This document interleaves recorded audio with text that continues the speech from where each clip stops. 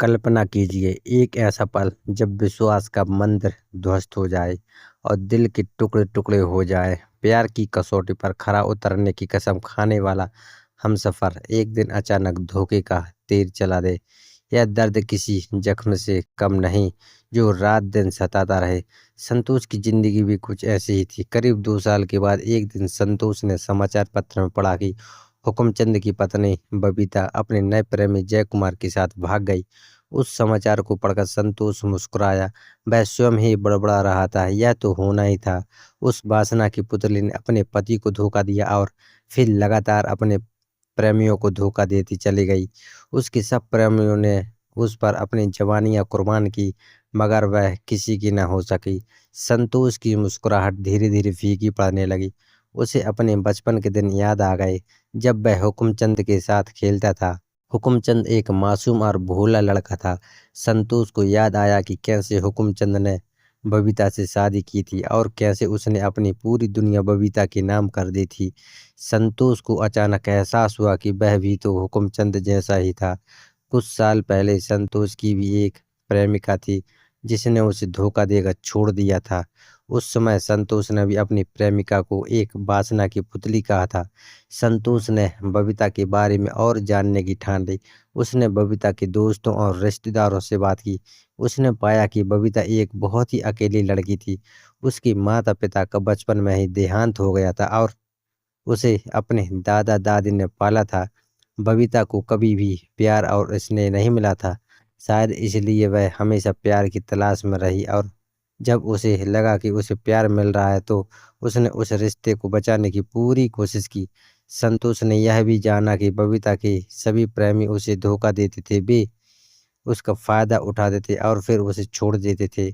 बबीता के मन में प्यार के प्रति एक गहरा विश्वास था, लेकिन हर बार धोखा खाने के बाद उसका विश्वास टूटता गया। संतोष को बबीता पर तरस आने लगा। उसने महसूस किया कि बबीता एक पीड़ थी, एक अपराधी नहीं। उसने यह भी महसूस किया कि वह खुद भी बबीता की तरह ही अकेलापन महसूस करता था। संतोष ने बबीता को ढूंढने का फैसला किया। उसे पता चला कि यह आसान काम नहीं होगा, लेकिन वह बबीता से बात करना चाहता था। वह उसे समझाना चाहता था कि वह उसके बारे में क्या सोचता है। कई दिनों की खोज के बाद संतोष को बबीता के बारे में कुछ पता चला।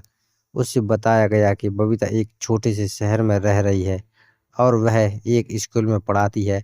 संतोष उस शहर गया और बबीता के स्कूल पहुंचा। संतोष ने बबीता को स्कूल के बाहर ही देख लिया। वह पहले जैसे ही खूबसूरत लग रही थी, लेकिन उसकी आंखों में एक उदास सी चमक थी।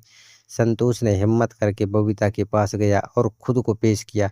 बबीता संतोष को देखकर हैरान रह गई। उसने संतोष को पहचान लिया और उसे गले लगा लिया। दोनों बहुत समय बाद मिल रहे थे और उन्हें एक दूसरे से बहुत बातें करनी थी। संतोष ने बबीता से पूछा कि वह कैसी है। बबीता ने बताया कि वह ठीक है, लेकिन अंदर से बहुत टूट गई है।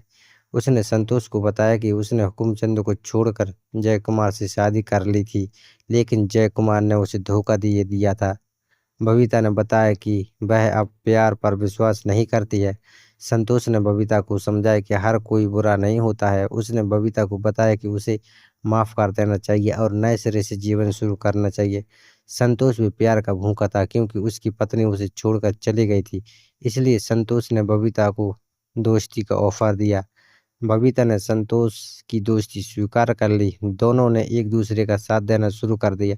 धीरे धीरे बबीता का जीवन पटरी पर आने लगा। उसने फिर से पढ़ाई शुरू कर दी और एक अच्छी नौकरी भी मिल गई।